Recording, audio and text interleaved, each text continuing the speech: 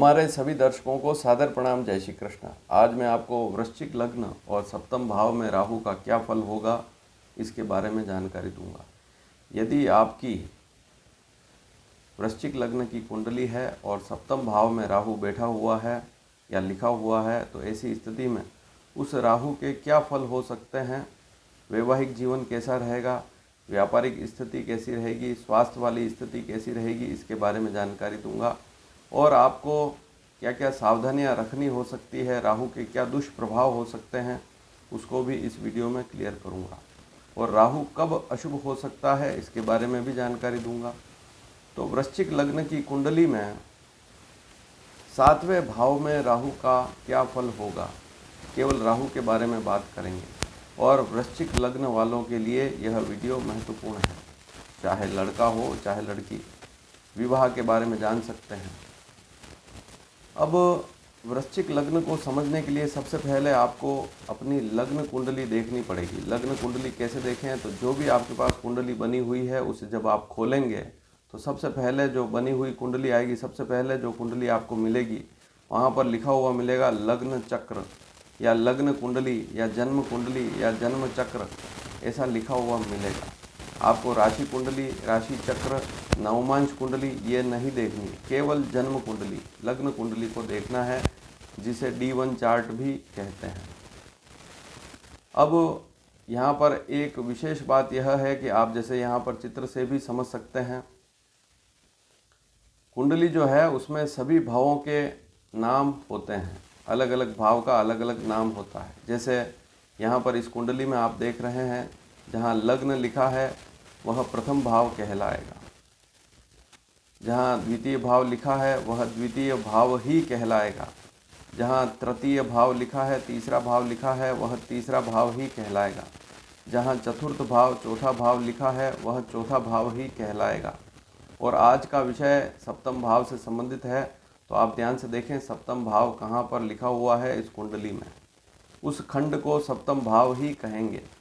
अब सप्तम भाव में 1 से लगाकर 12 के बीच में आपकी कुंडली में कोई भी अंक हो सकता है, अंक से उस भाव का नाम नहीं होगा, भाव का नाम फिक्स है। तो ये जो चार्ट है फिक्स है, इसको समझ लेवें, एक बार इसको देख लिया तो आप पूरी कुंडली समझ पाएंगे। तो जिस भाव का जो नाम है वही रहेगा, उसमें कोई बदलाव नहीं होगा, उसमें अंक कोई भी हो सकता है। जैसे प्रथम भाव है तो यहाँ 12 का अंक भी हो सकता है, 11 का अंक भी हो सकता है, 8 का अंक भी हो सकता है। लेकिन आज का जो विषय है इसको ध्यान से समझें। वृश्चिक लग्न की कुंडली होगी तो जो लग्न है जहाँ प्रथम भाव लिखा हुआ है वहाँ आपकी कुंडली में 8 का अंक लिखा हुआ होगा, और जहाँ सप्तम भाव लिखा हुआ है वहाँ पर 2 का अंक लिखा हुआ होगा, तभी वह वृश्चिक लग्न की कुंडली कहलाएगी।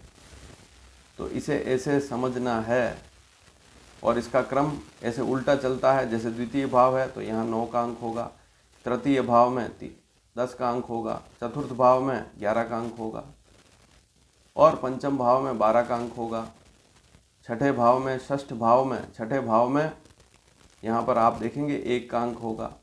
तो इस प्रकार से कुंडली निर्मित होती है, बनती है। जो लग्न होता है उसे पहले भाव में लिखते हैं, प्रथम भाव में लिखते हैं। तो वृश्चिक लग्न की कुंडली में आपने समझा कि पहले भाव में वृश्चिक राशि 8 नंबर अंक होगा और सप्तम भाव में 2 का अंक होगा। सप्तम भाव में राहु है। अब विषय क्या है आज का, 7वें भाव में राहु लिखा हुआ है तो उसका क्या फल हो सकता है। सप्तम भाव, ये जो 7वां भाव है इससे आपका व्यवहार भी देखा जाता है।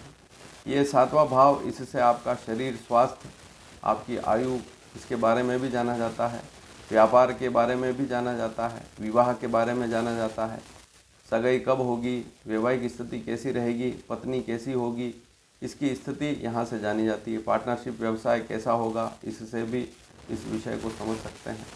और अलग अलग भावों से इस भाव को भी देखा जाता है, वह अलग स्थिति है। तो अलग अलग भावों से सप्तम भाव की स्थिति क्या है, वह अलग स्थिति है, लेकिन बहुत अलग अलग तरीक़ों से भी देखा जाता है। लेकिन मूल विषय यही है कि सप्तम भाव जो है उससे वैवाहिक स्थिति, व्यापार, पार्टनरशिप, शरीर की स्थिति देखी जाती है, मोटे मोटे तौर से देखें तो, और व्यवहार भी देखा जाता है। अब सातवें भाव में राहु लिखा हुआ है अगर आपकी कुंडली में, तो वह क्या फल करेगा। सबसे पहले तो एक बात और नोट कर लें, आपकी जो कुंडली है बनी हुई, उसमें आप यह देखें कि उसमें विंशोत्तरी महादशा बनी हुई है या नहीं। क्योंकि वृश्चिक लग्न की कुंडली है तो आप ध्यान देवें कि लग्न में 8 का अंक होगा, 5वें भाव में 12 का अंक होगा, और इसी प्रकार से 9वें भाव में 4 का अंक लिखा हुआ होगा। वृश्चिक लग्न की कुंडली में चंद्रमा, मंगल और गुरु के शुभ फल मिलते हैं। चंद्रमा की महादशा हो, मंगल की महादशा हो, गुरु की महादशा अभी चल रही है तो शुभ फल मिलते हैं। अब सप्तम भाव में राहु है और आपको राहु की महादशा कुछ समय बाद आने वाली है, तो फिर उसके क्या फल हो सकते हैं। राहु की महादशा आने वाली है तो स्थिति ज़्यादा खराब हो सकती है। लेकिन इससे पहले एक बात और नोट कर लेना, सप्तम भाव में 2 का अंक लिखा हुआ है, तो सप्तम भाव का स्वामी कौन सा ग्रह होगा, शुक्र। तो कुंडली में शुक्र को भी जरूर देखें, वह कहाँ बैठा हुआ है, किस ग्रह के साथ है, किस राशि पर लिखा हुआ है। और लग्न का स्वामी ऐसी स्थिति में मंगल होगा, तो मंगल की स्थिति को जानना भी बहुत ज़रूरी है। कुंडली में मंगल की क्या स्थिति है, क्योंकि सप्तम भाव से फिर वापस 7वां भाव, जैसे लग्न से 7वां भाव सप्तम भाव है, तो सप्तम से वापस 7वां भाव लग्न है। तो सप्तम से सप्तम अर्थात लग्न के स्वामी की स्थिति भी देखनी पड़ेगी और सप्तम भाव के स्वामी की भी स्थिति देखनी पड़ेगी। तो इस कुंडली में मंगल और शुक्र की स्थिति भी जरूर देखनी पड़ेगी। अब जहां लग्न का स्वामी मंगल है, सप्तम भाव का स्वामी शुक्र है, तो सबसे पहले तो यह देखें कि यह व्यक्ति कहीं प्रेम विवाह की तरफ तो नहीं बढ़ रहा है। सप्तम भाव में राहु है और किसी से प्रेम करते हैं, प्रेम विवाह करना चाहते हैं, तो वहाँ पर भी आपको सावधानी रखनी पड़ेगी सबसे पहली बात, क्योंकि वहाँ पर भी आपको धोखा मिल सकता है पत्नी से। मान लीजिए कोई लड़का है, सप्तम भाव में उसकी कुंडली में राहु है, तो पत्नी से धोखा मिल सकता है, समस्या हो सकती है, या पत्नी से संबंधित कष्ट हो सकते हैं। या कोई लड़की है, उसकी कुंडली में सप्तम भाव में राहु है और जल्दबाजी में प्रेम विवाह की तरफ बढ़ रहे हैं, क्योंकि सप्तम भाव में राहु है, एकदम विवाह कराता है, जल्दबाजी में निर्णय ले ऐसा व्यक्ति लेगा। माता पिता से भी हो सकता है ना पूछे और फिर आगे चलकर कहीं बड़ी समस्या ना आ जाए, इस विषय पर ध्यान देवें, सबसे पहली स्थिति। और अगर माता पिता के सानिध्य में माता पिता रिश्ता ढूंढ रहे हैं, चाहे लड़का हो चाहे लड़की, किसी की कुंडली में सप्तम भाव में राहु है, माता पिता रिश्ता ढूंढ रहे हैं, तब भी माता पिता को भी, क्योंकि ये वीडियो माता पिता भी देख रहे होंगे, उनकी कुंडली के उनकी संतान जो है उनकी कुंडली में सप्तम भाव में राहु है, तो माता पिता को भी सावधानी रखनी होगी कि अनजान लोगों से रिश्ता भूल कर भी ना करें। बहुत सी बार वैसे अक्सर होता यह है कि हम जब भी मिलान देखते हैं उसमें मोटी मोटी स्थिति क्या देखते हैं कि जैसे आपकी लड़की है तो आप वहाँ पर देखेंगे लड़का सुंदर है या नहीं, दूसरी बात उसका पैकेज बहुत अधिक है, अच्छा कमा रहा है और परिवार संपन्न है, धनी है, ये मोटी मोटी बातें देखते हैं, लेकिन संस्कार नहीं देखते हैं, व्यवहार नहीं देखते हैं। तो मान लीजिए आपकी लड़की की कुंडली में सप्तम भाव में राहु है, तो लड़के के संस्कार देखें, बातचीत का ढंग जरूर देखें। जिसकी कुंडली में सप्तम भाव में राहु है, ऐसा बिल्कुल नहीं है कि उसका स्वभाव बुरा होगा, लेकिन जहाँ रिश्ता कर रहे हैं उस परिवार को जरूर देखें। और लड़के की कुंडली में सप्तम भाव में राहु है, तो लड़की का भी व्यवहार, उसकी जीवन शैली, उसका खाना पीना कैसा है, उसको देखना बहुत ज़रूरी है। और कहीं न कहीं से रिश्तेदारी हो, जान पहचान हो तो ज़्यादा अच्छी स्थिति रहेगी। अगर जान पहचान रिश्तेदारी नहीं है तो समस्या बढ़ सकती है। अब अगर राहु की महादशा ऐसे व्यक्ति को आने वाली है या कुछ महीनों बाद लगने वाली है राहु की महादशा, तो स्थिति ज़्यादा गंभीर हो सकती है, पत्नी से कष्ट समस्या हो सकती है, पारिवारिक जीवन में बहुत बड़े संकट भी आ सकते हैं, तलाक वाली स्थिति भी बन सकती है और अन्य बड़ी बड़ी जो वैवाहिक समस्याएं होती है वह भी आ सकती है। तो इस विषय पर ध्यान देना बहुत ज़रूरी होगा कि राहु की दशा तो नहीं आने वाली है, क्योंकि निर्धारण राहु करेगा तो राहु के फल मिलेंगे, तो राहु की महादशा होगी तभी स्थिति ज़्यादा खराब होगी।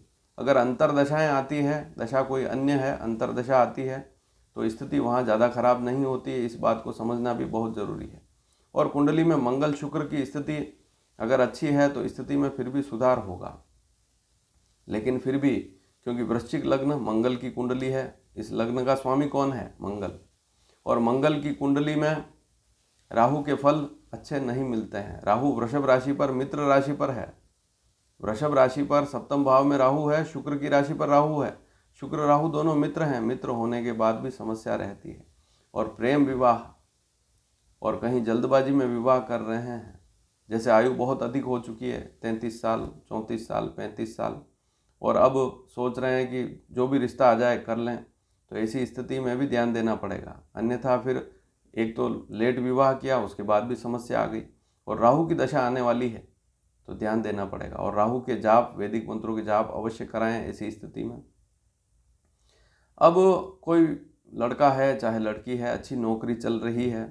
वृश्चिक लग्न में बहुत सारी स्थितियां देखी जाती है, जैसे शनि बुध शुक्र की महादशा है। यदि शुक्र की महादशा है, शनि की महादशा है, बुध की महादशा है, तो इन ग्रहों की महादशा इस लग्न में शुभ नहीं होती है। और राहु की महादशा भी शुभ नहीं होती है। तो यहाँ पर चंद्र मंगल गुरु की महादशा हो इस लग्न में तो ज़्यादा अच्छी स्थिति रहती है। अब सप्तम भाव में राहु बैठा हुआ है और आपकी नौकरी बहुत अच्छी चल रही है, लेकिन आप जल्दबाजी में व्यापार शुरू कर देते हैं, बड़ा कर्जा लेकर कोई काम शुरू कर देते हैं, या आप पढ़े लिखे नहीं हैं, सामान्य पढ़ाई कर रखी है, ज़्यादा पढ़े लिखे नहीं हैं, खुद का कोई व्यापार करना चाहते हैं, तब भी अगर राहु की दशा आने वाली है या राहु की महादशा चल रही है, तो ऐसी स्थिति में बहुत बड़ा लोन लेकर या बहुत बड़ा रिस्क लेकर आपको व्यापार नहीं करना चाहिए। जैसे शेयर मार्केट में काम करने वाले ऐसे जातक जिनकी वृश्चिक लग्न की कुंडली है, चाहे लड़का हो चाहे लड़की, दोनों के लिए जानकारी, तो वहाँ पर भी सावधानी रखनी होगी। सप्तम भाव में राहु है, अचानक संकट आ जाते हैं, समस्याएं बढ़ जाती है, कर्जा बढ़ जाता है, व्यापार में नुकसान हो जाता है। तो यहाँ राहु की दशा में इस विषय पर भी ध्यान देना पड़ेगा। नौकरी करना ठीक रहेगा। नौकरी अगर अच्छी चल रही है तो व्यापार की तरफ ना बढ़ें, ज़्यादा बड़ा रिस्क ना लें। नौकरी में भी कोई बदलाव करना चाहते हैं तो सोच समझ कर करें। अब सप्तम भाव में राहु है, तो ऐसी स्थिति में स्वास्थ्य पर भी ध्यान देना पड़ेगा। राहु की महादशा आने वाली है, तो वाहन चलाते हैं तो उसमें भी सावधानी रखनी पड़ेगी। और अगर आपका खान पान अच्छा नहीं है, बाहर का भोजन ज़्यादा करते हैं, घर का भोजन शुद्ध सात्विक भोजन नहीं लेते हैं, तो वहाँ पर आपको शरीर में भी नुकसान वाली स्थिति इस राहु से मिलती है। तो राहु की महादशा में स्वास्थ्य पर भी ध्यान देना पड़ता है। राहु की महादशा नहीं है तब भी ध्यान जरूर देवें, क्योंकि इसकी अंतर्दशाएं भी आती है, उसमें भी सावधानी रखनी होती है। तो कुल मिलाकर आपने जाना कि राहु कैसा फल दे सकता है। और बड़े संकट भी आ सकते हैं, बहुत बड़े बड़े संकट समस्याएं आ सकती हैं, फिर उनसे उनका समाधान होना भी बड़ा मुश्किल होता है। आप पंडित जी के पास जाएंगे, कुंडली दिखाएंगे, जाप कराएंगे या सारी विधियां कराएंगे, उसके बाद भी लाभ नहीं मिल पाएगा। तो समय रहते ही इन विषयों को समझना बहुत ज़रूरी है। कोई छोटा बच्चा है, अभी उसकी आयु बहुत कम है, या लड़की है उसकी आयु बहुत कम है, तो अभी से इस विषय पर चिंतन करना जरूरी है। समय रहते जाग गए तो आगे जाकर बड़ी समस्या नहीं आती है। तो राहु के फल सप्तम भाव में आपने जाने। वृश्चिक लग्न की कुंडली में सप्तम भाव में राहु क्या फल दे सकता है और इसके क्या नुकसान हो सकते हैं, इसको आपने समझा। वीडियो पसंद आया हो तो शेयर ज़रूर करें। धन्यवाद। जय श्री कृष्ण।